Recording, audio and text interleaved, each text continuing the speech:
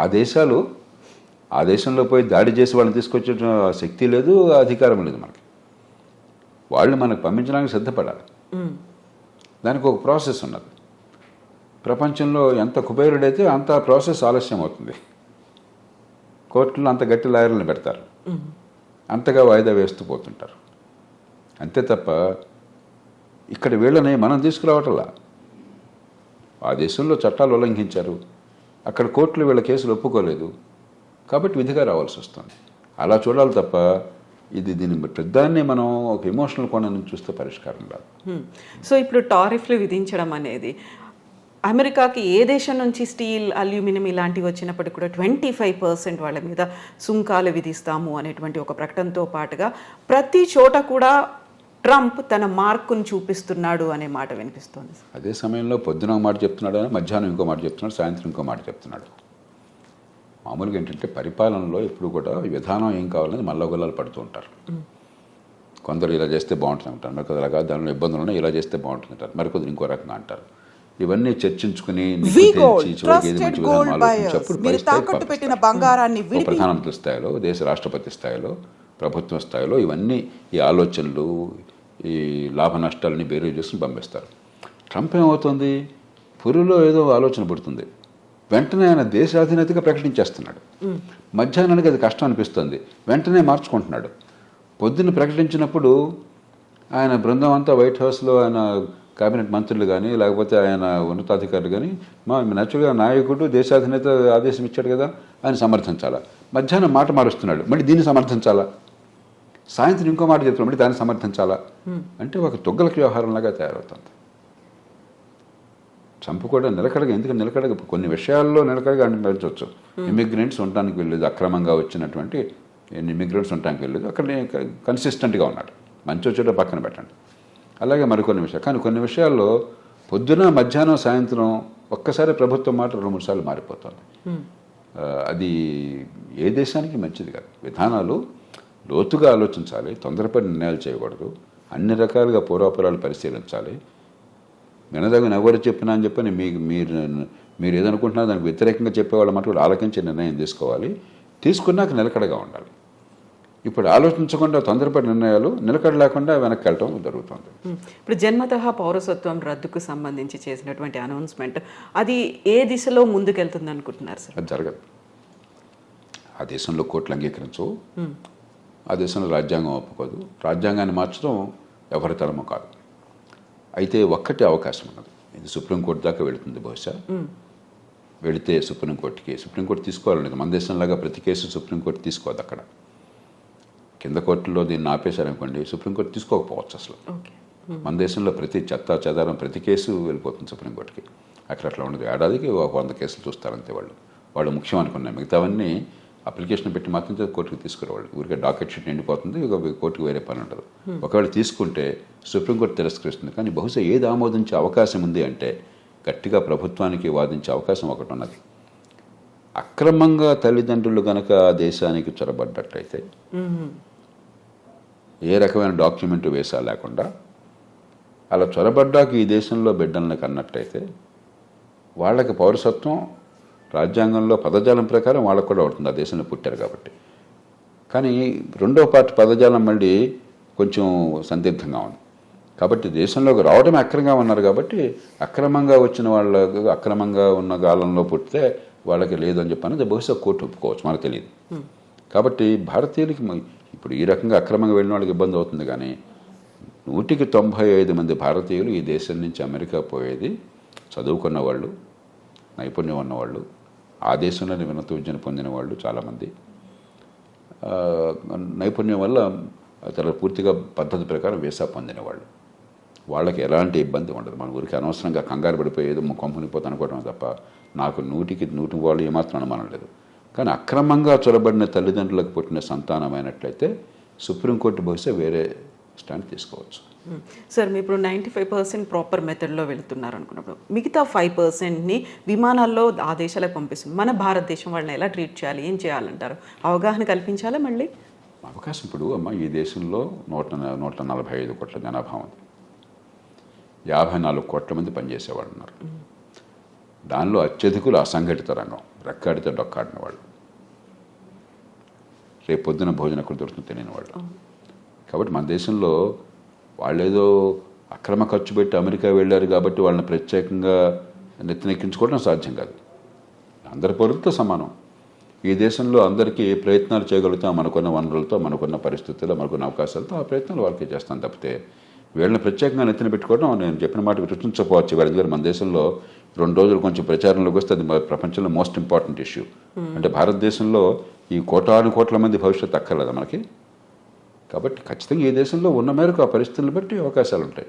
అక్కడి నుంచి వచ్చేవాళ్ళు మరి ఇంకోటి గమనించండి, అత్యధికులు లక్షలాది రూపాయలు ఖర్చు పెట్టి వెళ్ళిన వాళ్ళు. కాబట్టి వాళ్ళు కొంత సొంతంగా బతకగల వాళ్ళు, బతకలేని వాళ్ళు కాదు. అందులో మనం చర్చ చేసినప్పుడు కూడా పత్రికల్లో కానీ టీవీల్లో కానీ ఇదేది మిడిల్ ఈస్ట్ అనుకోండి, అక్కడికి వెళ్ళిన వాళ్ళు అత్యధికులు, కొందరు బాగా నైపుణ్యం ఉన్నవాళ్ళే, మిగతా వాళ్ళు పాపం కాయ కష్టం చేయడం కోసం వెళ్ళిన వాళ్ళు. అది ఇది ఒకటి కాదు. అంచేత మనం ఖచ్చితంగా సానుభూతి చూపెట్టాలి. అంతేగాని మిగతా అన్ని వదిలేసి వీళ్ళ కోసం ప్రత్యేకంగా ప్రభుత్వాలు చేయమంటే మిగతా ప్రజలంతా ఏంటి? ఈ దేశంలో ఒక భేద దేశం, కోట్ల మంది అసంఘటితంగా ఉన్నారు. 185-90 మంది నెల జీతం లేనటువంటి కష్టపడి పనిచేస్తున్న వాళ్ళు, రెక్కాడి దగ్గర డొక్కాడిన వాళ్ళు. అందరి సంగతి పట్టించుకోవాలి ప్రభుత్వం. అందరితో పాటు తప్ప అందరికంటే ఎక్కువగా నెత్తిన పెట్టుకోవడం సాధ్యమూ కాదు, అవసరమూ లేదు. సో ఇప్పుడు మోదీ విజిట్ అనేది ఉంది సార్, రెండోసారి రాష్ట్రపతి అయిన తర్వాత వెరీ ఫస్ట్ టైం మీట్ అనేది ఉంది. ఏం జరుగుతుంది సార్? ఏమేమి ఎక్స్పెక్ట్ చేయొచ్చు మనం? ఇప్పుడు 3 విషయాలు. ఒకటి, ఇవన్నీ పక్కన పెడితే పార్టీ ఏదన్నా ఒకటి అమెరికాలో భారత్కి అమెరికాకి చాలా విషయాల్లో ఏకాభిప్రాయం ఉన్నది, ఉమ్మడి ప్రయోజనాలు ఉన్నాయి. అందుకనే వ్యూహాత్మకమైన ఒప్పందం, స్ట్రాటజిక్ అలయన్స్ అంటున్నాం. ఎందుకంటే చైనా ఒక పెద్ద భూతంలా కనిపిస్తుంది, వాళ్ళకి భూతం మనకి భూతం, వివిధ కారణాల వల్ల. ఆ నేపథ్యంలో దాన్ని మరింత సంఘటితం చేయడం, బలోపేతం చేయడం. రెండోది, ఇవన్నీ ఒక రకంగా చిన్న చిన్న సమస్యలు, పెద్ద సమస్యలు కాదు. మనకేదో పేపర్లో హెడ్లైన్ వచ్చింది కాబట్టి అనిపిస్తుంది, కానీ ఒక 10,000 మంది 20,000 మంది అక్రమంగా చొరపడిన వాళ్ళని తిరిగి పంపించడం అనేది లార్జర్ కాంటెక్స్ట్లో చాలా చిన్న సమస్య. అమెరికాలో బహుశా 50 లక్షల మంది భారతీయులు ఉన్నారు. 10,000 మంది 15,000 మంది లెక్క ఏంటి అసలు? వాళ్ళంతా అధికారికంగా చట్టబద్ధంగా దేశాలతో వెళ్ళిన వాళ్ళు. కానీ ఇలాంటి చిన్న చిన్న ఉంటాయి. ఇవన్నీ కూడా పరిష్కారం ఉభయతారకంగా కొంత ప్రయత్నం చేయడం. కానీ కీలకమైనది ఏంటంటే వాణిజ్యం, అంతర్జాతీయ వాణిజ్యం. భారతదేశానికి అమెరికాతో మిగులు ఉన్నది, కానీ పెద్ద మిగులు లేదు. పెద్ద మిగులు ఉన్నది అమెరికాకి కెనడాతో ఉన్నది, అంతకంటే ఎక్కువ మెక్సికోతో ఉన్నది, చైనాతో, మెక్సికోతో, కెనడాతో ఉన్నది. వియట్నాంతో దాదాపు $62 బిలియన్ మిగులు ఉన్నది. చిన్న దేశం, గోచిపాత దేశం. మంది $60 బిలియన్, మంది $30 బిలియన్ అంతా మిగులుంది మనకి, భారత్కి. అమెరికా ఒక్కటే పెద్ద దేశం, మనకి అసలు మిగులు ఉన్నది. తగ్గించాలని ఒత్తిడి ఉంటుంది. అందుకనే మన బడ్జెట్ కూడా కొంత మనం దిగుమతి సుంకాలు తగ్గించే ప్రయత్నం చేశాం.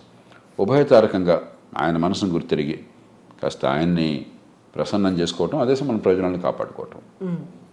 మనం నష్టపోకూడదు. అవతల వాళ్ళకి మీరు అంత భీష్మించి కూర్చున్నప్పుడు వాళ్ళకి ఏదో కొన్ని చూపెట్టాలి. కాబట్టి వాణిజ్యం విషయంలో ఏం చేయాలి? ఈ 3 ప్రధానమైన అంశాలు అవుతాయి చర్చలో. సో మన దగ్గర నుంచి వస్తున్నటువంటి దిగుమతుల మీద కూడా విపరీతమైనటువంటి సుంకం పెట్టబోతున్నారు, టారిఫ్లు విధిస్తారు అనే మాట అంత ఎక్కువ ఉంటుంది. వీళ్ళకి మనకి ఏంటంటే ఇదిగో పుల్లాడి దిగుతో అంటున్నాం మనం. మెక్సికో నుండి కెనడా మీద సుంకాలు పెడతా ఉన్నారు, మళ్ళీ వెంటనే మధ్యాహ్నానికి మార్చేశారు, సాయంత్రం ఇంకోటి అన్నారు. మన మీద కూడా ఇవన్నీ ఏంటంటే నెగోషియేటింగ్ టాక్టిక్. ఒక ప్రభుత్వాధినేత నెగోషియేటింగ్ టాక్టిక్స్, మనకి సంప్రదింపుల్లో మాట్లాడేటువంటి వాటిని అనాలోచితంగానో లేకపోతే తాత్కాలికంగానో విధానంగా అంత ఆర్భాటం చేసి ప్రకటించకూడదు. ట్రంప్ స్టైల్ అది, ఆయన తీరే అది. మనం ఏం చేస్తాం? ఆయన తీరు మార్చలేం కదా. పుట్టుకతో వచ్చిన బుద్ధి పుట్టుకలతో కానీ పోదని చెప్పిన మన చేతుల్లో ఏం లేదు. అంచేత మన మీద కొంత ఒత్తిడి మన మీద ఉంటుంది, కానీ భయంకరంగా ఏముండదు. మనం కూడా కొంచెం ఉభయతారకంగా వ్యవహరించినట్టయితే, మన ప్రయోజనాన్ని కాపాడుకుంటూ ఒడుకు వ్యవహరించినట్టయితే మనకి పెద్దగా నష్టం ఉంటుంది. సో ఫస్ట్ 100 డేసే కీలకమైనప్పుడు, మీరు చెప్పినట్టుగా ఇన్ని కన్ఫ్యూజింగ్ నిర్ణయాలు పూటకొకటి మారుతూ ఉన్నప్పుడు, వాట్ అబౌట్ మిగతా టెన్యూర్ అనేది ఎలా ఉంటుంది అనుకోవచ్చు సార్? ఇప్పుడు అమెరికాకి ఏమవుతుందో అమెరికా వాళ్ళు చూస్తుంటారు, మీకు నాకు బాధపడాల్సిన అవసరం లేదు. ప్రపంచానికి ఏమవుతుందని ఆలోచించాలి. ఏమవుతుందంటే అమెరికా తిరుగులేని నాయకత్వం ఉన్న దేశం. ఆర్థికంగా కానీ సైనిక పరంగా కానీ ప్రపంచంలో కాస్త ఆ, ఏమనాలి, ఒక కోఆర్డినేషన్, కొన్ని మౌలిక సూత్రాలు, కొన్ని మౌలికమైనటువంటి పద్ధతులు, అంతర్జాతీయ వాణిజ్యం కావచ్చు, మరొకటి కావచ్చు, ఇలాంటి విషయాల్లో అమెరికా ఒక పెద్ద పాత్ర వహిస్తోంది. అమెరికా ఆదర్శంగా ఉంటుంది. అది క్రమేణా పలచబడుతుంది ఇది కొనసాగితే. రెండవది, నిలకడలేని విధానాలు, పురుల్లో బుద్ధి పుట్టినట్టు ఏది పడితే అది తుక్కలకు విధానాలు కనిపిస్తుంటే మళ్ళీ మళ్ళీ అంతర్జాతీయ సమాజంలో అమెరికా నాయకత్వం తగ్గి చైనా గొప్ప దేశంగా అనిపిస్తుంది. వాళ్ళతో పోలిస్తే వీళ్ళు ఉన్నారు, కాస్త పద్ధతి ఉంది, నిలకడ ఉందని చెప్పని. కాబట్టి ట్రంప్ కానీ ఆయన బృందం కానీ కొద్దిగా ఉభయతారకంగా వ్యవహరించకపోయినట్టయితే అమెరికా బలహీనపడి, అమెరికా నాయకత్వం బలహీనపడి చైనా నాయకత్వం పెరిగే అవకాశం ఉంది. భారతదేశానికి ఏనాడైనా సరే ఈ రెంటి మధ్య అమెరికా మేలు మనకి, మనం ఉన్న పరిస్థితుల్లో. కాబట్టి అది కొంచెం దీర్ఘకాలికంగా మనకు కొంత ఇబ్బంది ఉన్నది. కానీ ఇక అమెరికా అది కోరుకుంటే మనం ఏం చేయగలం, చూద్దాం ఏమవుతుంది. సో అప్పుడు మన దౌత్య వ్యవహారాలు కానీ మనం చేసేటువంటి ప్రయత్నాలు కానీ ఏమన్నా మార్పు తెచ్చే అవకాశం ఉందంట. అందుకనే ఇప్పుడు మనం చాలా జాగ్రత్తగా వ్యవహరిస్తున్నాం. పార్టీ ఏదైనా కూడా ఢిల్లీలో అధికారంలో ఉన్న పార్టీ అమెరికాతో మైత్రి సంబంధాలు మనకు తగ్గటం లేదు. అక్కడ ఏ పార్టీ ఉన్నా, మన దేశంలో ఏ పార్టీ ఉన్నా కూడా యూరప్తో సంబంధాలు మనం తగ్గించుకోవటం లేదు. చైనాని మనం శత్రువుగా తీసుకోవటం లేదు. సరిహద్దు